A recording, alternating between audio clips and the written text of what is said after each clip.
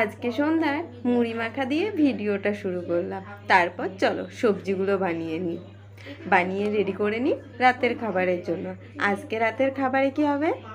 হ্যাঁ, দেশি মুরগির মাংস আর তার সাথে রুটি। তো চলো এগুলো আমি রেডি করে নিই আর তোমাদের সঙ্গে গল্প করি।